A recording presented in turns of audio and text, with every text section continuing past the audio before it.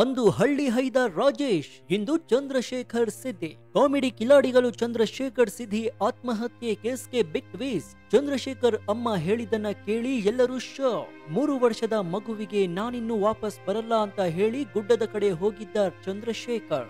ವಿಡಿಯೋವನ್ನು ಶುರು ಮಾಡೋದಕ್ಕೂ ಮುನ್ನ ಕಾಮಿಡಿ ಕಿಲಾಡಿಗಳು ಚಂದ್ರಶೇಖರ್ ಅವಕಾಶ ಸಿಕ್ಕಿಲ್ಲ ಅಂತ ತಪ್ಪು ಮಾಡ್ಬಿಟ್ರ. ಹಳ್ಳಿಯಿಂದ ಸಿಟಿಗೆ ಬಂದು ಜೀವನ ಕಟ್ಕೊಳ್ಳೋ ಬರದಲ್ಲಿ ಅಮಾಯಕರು ಪ್ರಾಣ ಕಳೆದುಕೊಳ್ತಾ ಇರೋದು ಯಾಕೆ? ಸಿಟಿ ಲೈಫ್ ಅಮಾಯಕರ ಜೀವ ತೆಗಿತಾ ಇದ್ಯಾ? ಟಿಆರ್ಪಿಗಾಗಿ ಅವರನ್ನ ಬಳಸಿಕೊಂಡು ನಡು ನೀರಿನಲ್ಲಿ ಅವರ ಕೈ ಬಿಡಲಾಗ್ತಾ ಇದ್ಯಾ? ನಿಮ್ಮ ಅನಿಸಿಕೆ ಏನು ಅಂತ ಕಮೆಂಟ್ ಮಾಡಿ ಹಾಗೂ ಈ ವಿಡಿಯೋಗೆ ಲೈಕ್ ಕೊಡಿ.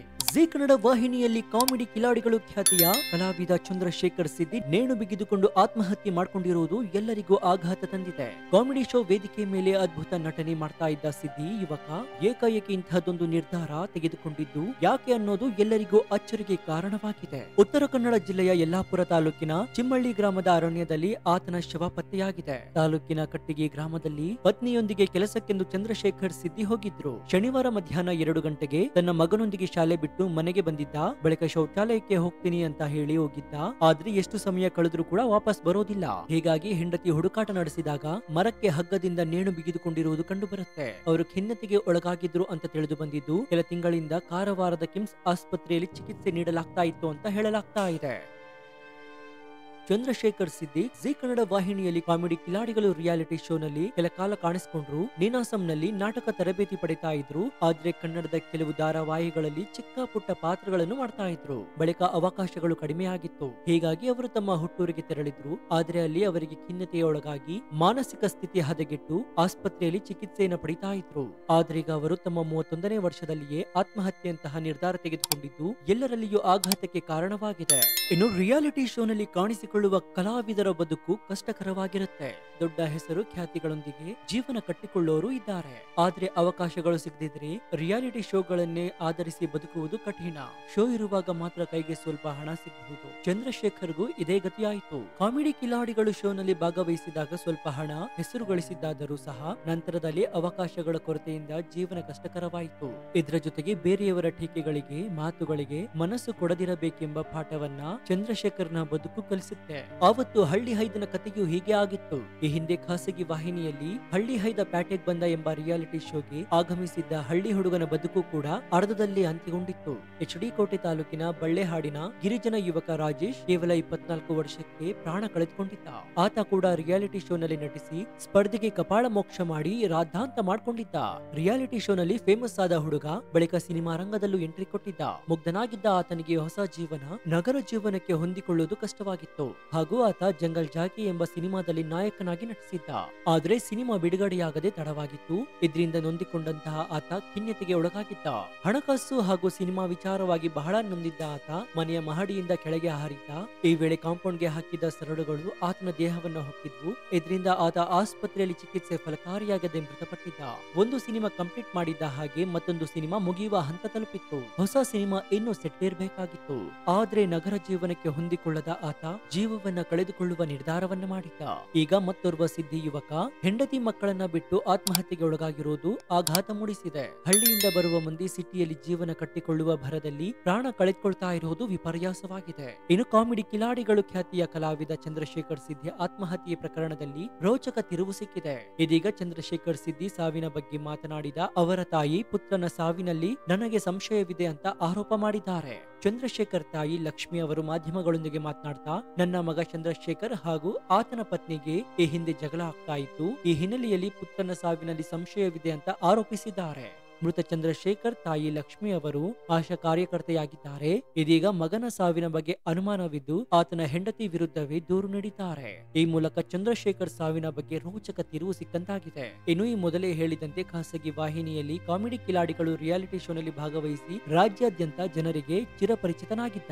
ರಂಗಭೂಮಿ ಮತ್ತು ಕಲೆಯಲ್ಲಿ ಆಸಕ್ತಿ ಹೊಂದಿದ ಚಂದ್ರಶೇಖರ್ ಸಿದ್ದಿ ನೀನಾಸಂನಲ್ಲಿ ನಾಟಕ ತರಬೇತಿ ಪಡೆದಿದ್ದ. ಜೊತೆಗೆ ಈತ ಕೆಲವು ಧಾರಾವಾಹಿಗಳಲ್ಲಿ ಅಭಿನಯಿಸಿದ್ದ. ಆದ್ರೆ ಟಿವಿಯ ರಿಯಾಲಿಟಿ ಶೋಗಳು ಅವಕಾಶಗಳು ಹಾಗೂ ಕಿರುತೆರೆಯಲ್ಲಿ ಹೆಚ್ಚಿನ ಅವಕಾಶಗಳು ಸಿಗದ ಹಿನ್ನೆಲೆಯಲ್ಲಿ ಊರಿಗೆ ವಾಪಸ್ಸಾಗಿ ಕೂಲಿ ಕೆಲಸಕ್ಕೆ ಹೋಗ್ತಾ ಇದ್ದ. ಇದರಿಂದ ಕಳೆದ ಜನವರಿ ತಿಂಗಳಿನಿಂದ ಮಾನಸಿಕವಾಗಿ ಜರ್ಜರಿತನಾಗಿದ್ದ. ಹೀಗಾಗಿ ಪತ್ನಿ ಜೊತೆ ಗಲಾಟೆ ಮಾಡ್ಕೊಳ್ತಾ ಇದ್ದಂತೆ. ಹೆಂಡತಿಗೆ ನೀನು ನನಗೆ ಮೋಸ ಮಾಡಿದ್ದೀಯಾ, ಎಲ್ಲರೂ ಮೋಸ ಮಾಡ್ತಾರೆ, ನನ್ನನ್ನೇ ಟಾರ್ಗೆಟ್ ಮಾಡ್ತಾರೆ, ನಾನು ಸಾಯ್ಬೇಕು ಅಂತಿದ್ದ.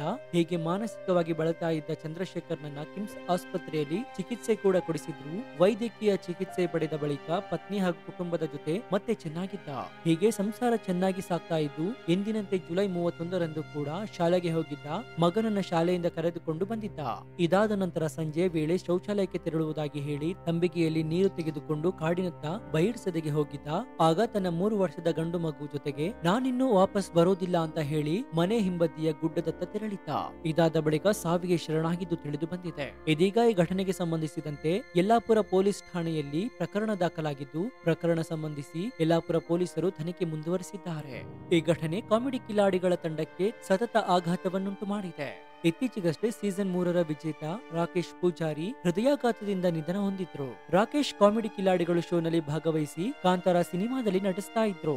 ಆದ್ರೆ ಸಿನಿಮಾ ಬಿಡುಗಡೆಯಾಗುವ ಮುನ್ನವೇ ಸ್ನೇಹಿತನ ಮೆಹಂದಿ ಕಾರ್ಯಕ್ರಮದಲ್ಲಿ ಡ್ಯಾನ್ಸ್ ಮಾಡುವಾಗ ಲೋ ಬಿಪಿಯಿಂದ ಹೃದಯಾಘಾತಕ್ಕೊಳಗಾಗಿ ಮೃತಪಟ್ಟಿದ್ರು. ಇದೇ ರೀತಿ 7-8 ತಿಂಗಳ ಹಿಂದೆ ಕನ್ನಡ ಕಿರುತೆರೆಯ ನಟಿ ಶೋಭಿತಾ ಶಿವಣ್ಣ ಕೂಡ ಆತ್ಮಹತ್ಯೆ ಮಾಡ್ಕೊಂಡಿದ್ರು.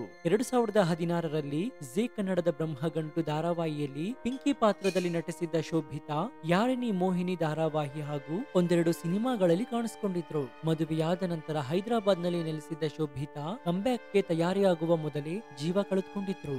ಕಳೆದ ವರ್ಷವಷ್ಟೇ ಖ್ಯಾತ ನಿರ್ದೇಶಕ ಗುರುಪ್ರಸಾದ್ ಮಾನಸಿಕ ಖಿನ್ನತೆ ಹಾಗೂ ಆರ್ಥಿಕ ಸಂಕಷ್ಟದಿಂದ ಆತ್ಮಹತ್ಯೆಗೆ ಶರಣಾಗಿದ್ರು. ಬಿಗ್ ಬಾಸ್ ನಲ್ಲಿ ಕಾಣಿಸಿಕೊಂಡಿದ್ದ ಗುರುಪ್ರಸಾದ್ ವಿವಾದಾತ್ಮಕ ಹೇಳಿಕೆಗಳಿಂದಾಗಿ ಚರ್ಚೆಗೆ ಗುರಿಯಾಗಿದ್ರು. ಹೀಗೆ ಬಣ್ಣದ ಜಗತ್ತಿನಲ್ಲಿ ಸಾಧನೆಯ ಕನಸು ಕಾಣುವವರ ಸಂಖ್ಯೆ ಹೆಚ್ಚಿದ್ರೂ ಸಹ ಖಿನ್ನತೆ ಮತ್ತು ಅವಕಾಶಗಳ ಕೊರತೆಯಿಂದ ಆತ್ಮಹತ್ಯೆಗೆ ಶರಣಾಗುವವರ ಸಂಖ್ಯೆಯೂ ಏರ್ತಾ ಇದೆ. ಚಂದ್ರಶೇಖರ್ ಸಿದ್ದಿ ದುರಂತವು ಇದಕ್ಕೆ ಸಾಕ್ಷಿಯಾಗಿದೆ.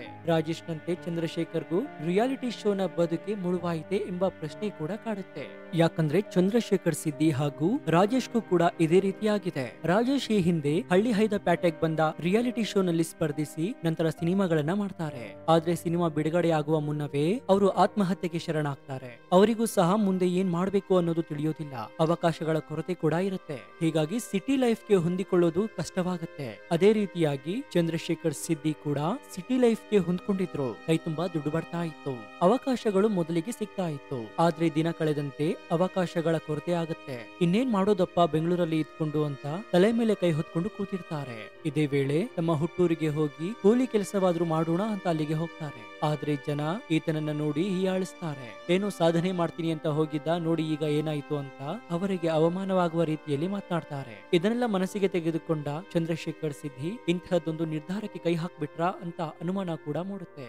ಆದ್ರೆ ಏನೇ ಇರ್ಲಿ, ಹೀಗೆ ಬದುಕು ಕಟ್ಕೊಳ್ಬೇಕು ಅಂತ ಬಣ್ಣದ ಲೋಕಕ್ಕೆ ಕಾಲಿಟ್ಟು ಬೆಂಗಳೂರಿಗೆ ಬರುವಂತಹ ಅದೆಷ್ಟೋ ಅಮಾಯಕ ಜೀವಗಳು ಈ ರೀತಿಯಲ್ಲಿ ಮರೆಯಾದ ಅದೆಷ್ಟೋ ಉದಾಹರಣೆಗಳಿವೆ. ಈ ಬಗ್ಗೆ ನಿಮ್ಮ ಅನಿಸಿಕೆ ಏನು ಅಂತ ಕಮೆಂಟ್ ಮಾಡಿ. ಇನ್ನು ನಮ್ಮ ಚಾನೆಲ್ ಅನ್ನ ನೀವಿನ್ನೂ ಸಬ್ಸ್ಕ್ರೈಬ್ ಆಗಿಲ್ಲ ಅಂದ್ರೆ ಈ ಕೂಡಲೇ ಸಬ್ಸ್ಕ್ರೈಬ್ ಆಗಿ ಪಕ್ಕದಲ್ಲಿರುವ ಬೆಲ್ ಐಕಾನ್ ಅನ್ನ ಪ್ರೆಸ್ ಮಾಡಿ. ಧನ್ಯವಾದ.